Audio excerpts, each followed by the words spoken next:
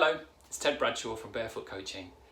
This is my second video on leaving home and loneliness, but this time I want to come at it from a different angle, which is about the people being left and the impact it can have on them. It's one of the most common things that people would say to me in my therapy practice about underestimating the impact. So I can't possibly be feeling low, I can't possibly be feeling more anxious, partly because my kids have left home. That can't be part of it. That would be silly. That would be ridiculous. So it's kind of discounted as a factor.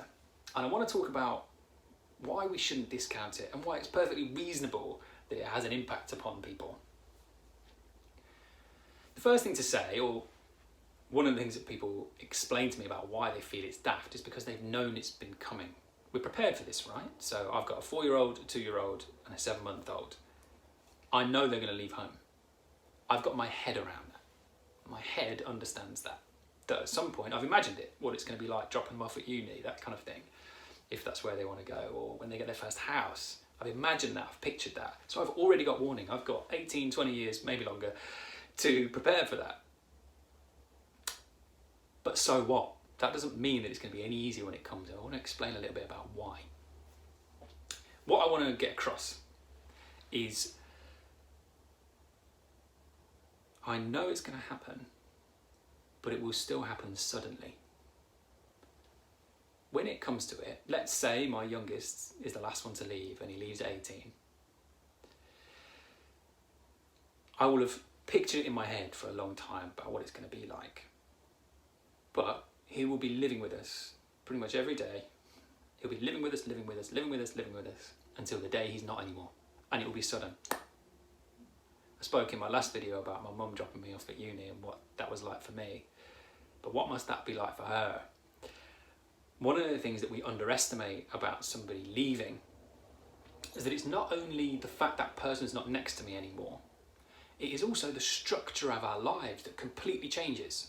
So every day when somebody's in the house with you, we move around each other. You know, we have little arguments about what we're going to watch on telly. We think about what we're going to eat together, or I consider them when I'm thinking about when we eat. Even the weekly shop, they're part of my mind. When I wake up in the morning, if they're awake, I'll hear them rattling around downstairs. If they're not, I'll see their door is closed. And that's been the norm for so long. And then suddenly, one day, I wake up and I walk out my bedroom door and their bedroom door isn't closed, it's open. And it's empty in there. Oh.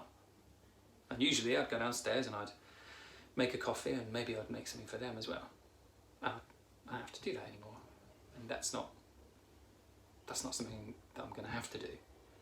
And when I'm thinking about going shopping, actually, I have to buy much less. And even that can feel really sad, looking at this little pile of shopping that's so much smaller than it would have been. And we really underestimate how long it can take us to get around a shift in your life like that. It is a void.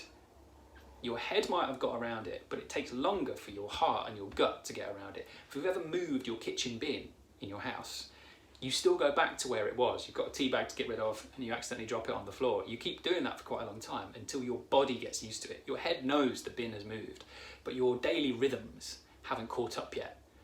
And the same thing happens when somebody leaves home. It takes time for your rhythms to get used to it. And initially you will feel that loss quite keenly every single day about teeny tiny things. This sort of hole opens up about, well, what is my life like now? It was like this, how's it now? And my head might get around that, but my gut and my heart will take a while.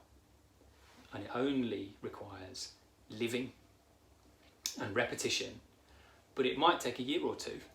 Actually, this is something we underestimate as well with loss, because it's loss of a function, it's loss of a role, as well as the loss of that person. I know they're still around, but it's the loss of what that relationship was. It's something different now. That can take a couple of years. So if that's happening to you, take your time, and I hope you know that it's reasonable and that it's normal. I hope that's helpful.